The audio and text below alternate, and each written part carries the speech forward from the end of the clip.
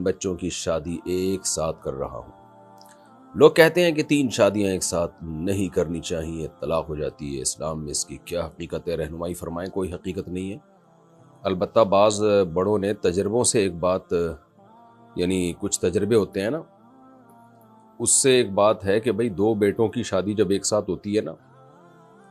تو اس میں ہوتا ہی ہے کہ 2 بہویں ایک ساتھ گھر میں آتی ہیں،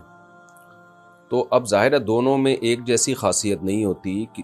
ایک میں کچھ خاص خوبیاں ہوں گی جو دوسری میں نہیں ہیں،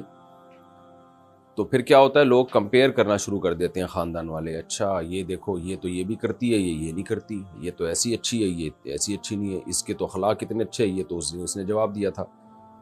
تو ایک ساتھ دونوں بہویں جب گھر میں آتی ہیں نا، تو اس طرح مقابلہ بہت ہوتا ہے، اس کے پھر فسادات سامنے آنا شروع ہوتے ہیں، کیونکہ کہیں بھی 2 لوگ ایک جیسے 100% نہیں ہوتے۔ تھوڑا وقفے سے جب ہوتی ہے شادی، تو پرانی والی کو تھوڑا بھول جاتے ہیں لوگ، اور پھر نئی والی کو فوکس کر رہے ہوتے ہیں۔ تو شرعی مسئلہ نہیں ہے، بڑے بوڑھوں نے، بزرگوں نے، بزرگ عورتوں نے یہ تجربوں سے یہ چیز دیکھی ہے کہ بھئی 2 ایک ساتھ بہویں جب آتی ہیں تو کمپیئر کیا جاتا ہے، لیکن 3 جب آ جائیں تو میرا خیال ہے پھر اتنا نہیں ہوتا، مقابلے 2 میں چلتے ہیں، 3 میں اتنا نہیں ہوتا مسئلہ۔ یہ تجربے کی بات ہے، اس کا شریعت سے تعلق نہیں ہے۔ تو اسی طرح 2 بیٹیوں کی شادی جب ایک ساتھ ہوتی ہے، ایک ہی دن میں 2 بیٹیاں رخصت، تو 2 داماد وہ بھی بالکل ایک جیسے نہیں ہوتے، تو اس میں پھر ایک جو ذرا کم کوالٹی کا داماد ہوگا تو اس کی برائیاں پھر شروع ہو جاتی ہیں۔ یہ تجربے کی بات ہے، اور ویسے بھی آج کل اتنا جوائنٹ فیملی والا سسٹم رہا نہیں ہے، ایک داماد ادھر رہتا ہے، دوسرا ادھر رہتا ہے، آنا جانا بھی کم ہوتا ہے آج کل۔ شادی کریں جلدی سے جس طرح ممکن ہو۔ باقی 2 بیٹوں کی ایک ساتھ شادی اور 2 بہویں ایک ہی گھر میں آ رہی ہوں جوائنٹ فیملی میں، اس میں تھوڑے مسائل کا خطرہ ہوتا ہے، اس لحاظ سے جو میں نے آپ کو بتایا کہ لوگ پھر کمپیئر کر رہے ہوتے ہیں۔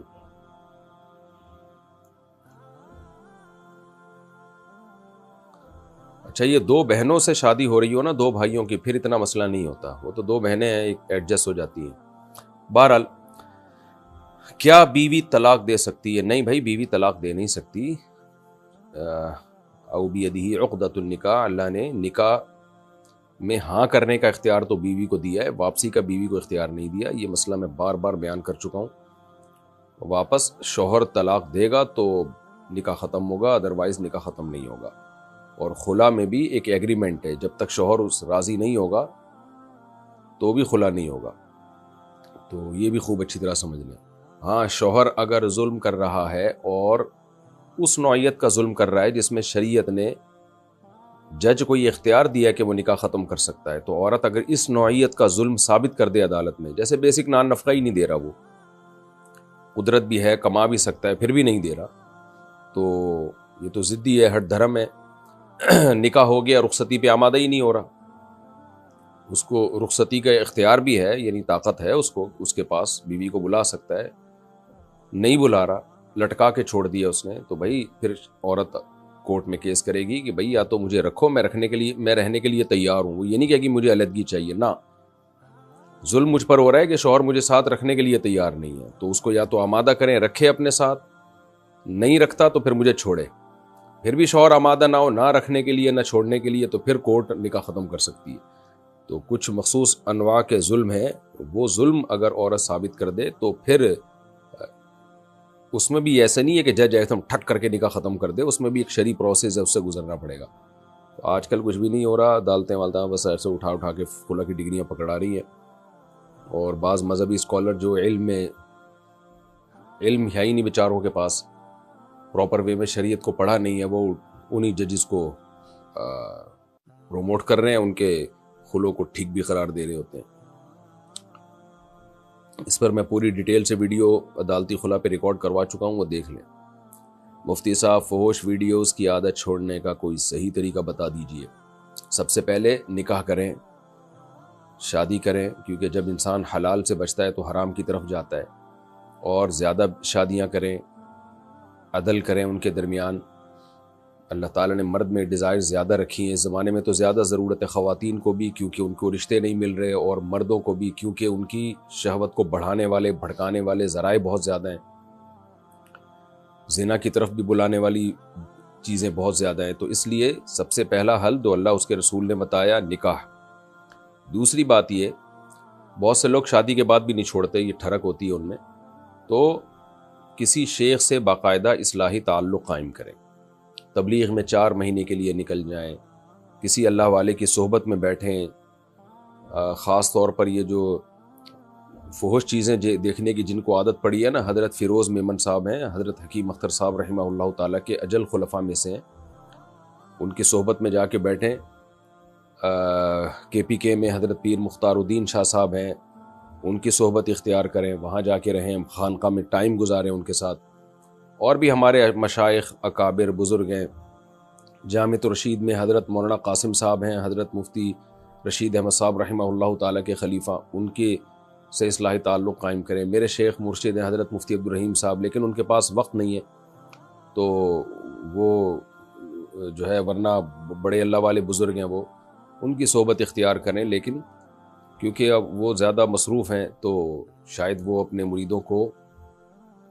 میرا خیال ہے آسانی سے وہ بیعت بھی نہیں کریں گے، کیونکہ وہ ٹائم نہیں دے پاتے تو پھر بیعت بھی نہیں کرتے۔ تو مولانا قاسم صاحب ہیں، فیروز میمن صاحب ہیں، یہ سارے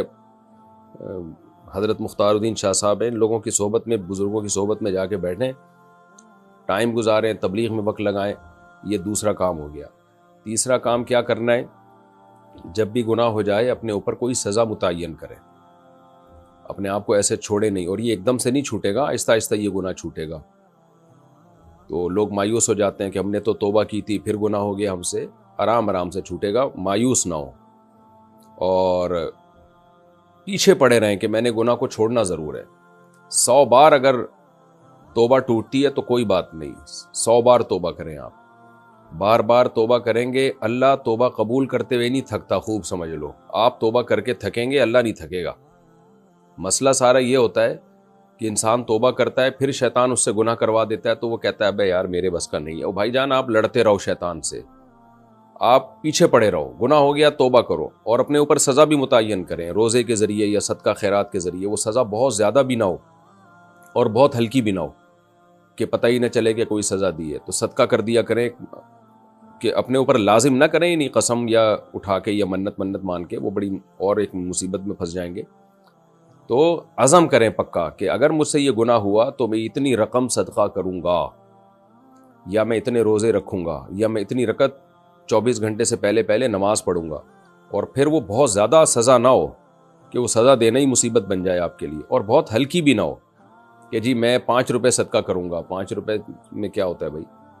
تو وہ ہر آدمی کی آمدن اور اس کی صحت اس کے حساب سے مختلف ہے، تو کچھ سزا متعین کریں،